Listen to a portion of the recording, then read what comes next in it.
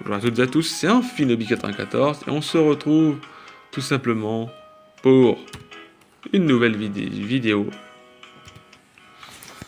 où nous allons parler de Trioxide. Et Trioxide, qu'est-ce que c'est? C'est simplement un type Dragon Ténèbres. Alors en 5ème génération, c'est un bon double type, mais on verra qu'en 6ème génération, il est mauvais et c'est pour ça qu'il est UU. Pour quelle raison? Déjà d'une, la double faiblesse au type fée. Mais bon, le double faiblesse au type fée n'existait pas en 5G, donc en 5G, il était très fort. Pour vous dire, en 5ème génération, il était au U à mon avis. Voilà, il était au U. Dans XY, il est passé underused et en 7G, il est resté underused. C'est 92 en PV, 105 en attaque, 90 en défense, 125 en attaque spéciale, 90 en défense spéciale et 98 en vitesse. Son talent lévitation lui est très utile pour éviter tout ce qui est les jadunes, tout ce qui est les picots, les trucs dans le genre, éviter séisme et tout, donc ça l'aide un peu, mais c'est pas non plus le meilleur des trucs. Bref,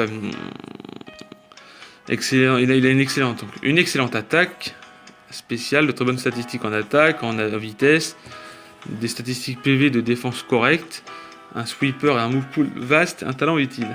Parce que oui, ça permet d'éviter tout ce qui est simplement séisme et tout ça, et ça permet surtout de voler. Donc du coup, les picots, les pics toxiques, vous les prendrez pas, du coup ça aide vachement.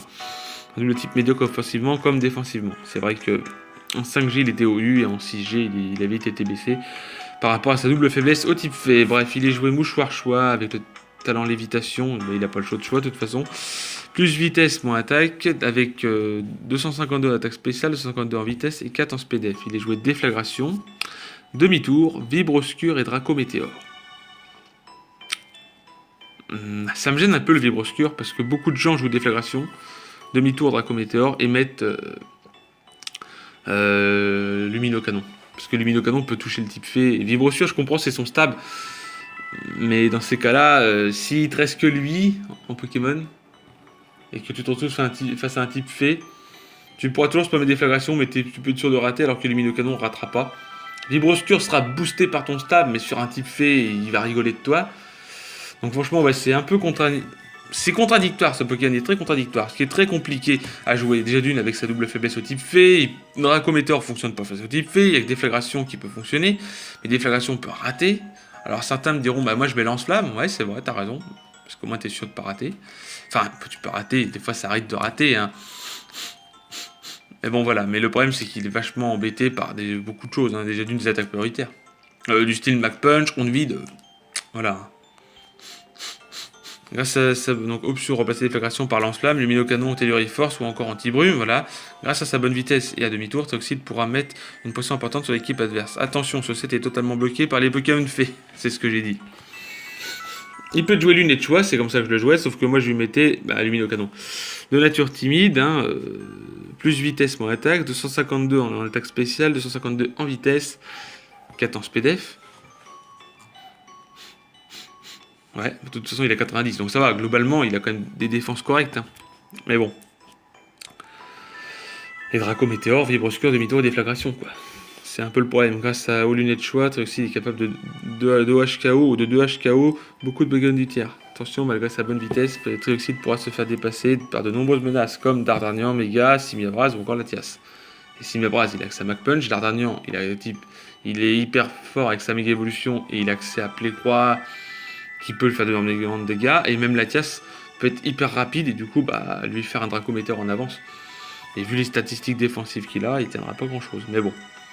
Les partenaires idéaux sont Tentacruel et Trioxide se complètent parfaitement défensivement. Tentacruel peut retirer les entrées hasard qui limitent les allers-retours de son partenaire ou placer les pics toxiques pour faciliter le travail de sweeper de ce dernier. Trioxide peut en contrepartie éliminer les Pokémon psy dangereux pour Tentacruel. Oui, vu qu'il craint le type psy, l'autre.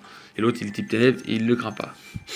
Cisaiox peut aisément éliminer les Pokémon glace et fée qui menacent Trioxide et en forme avec ce dernier. Un bon corps Volt Turn, association de plusieurs Pokémon, accès à demi-tour au change avec l'air.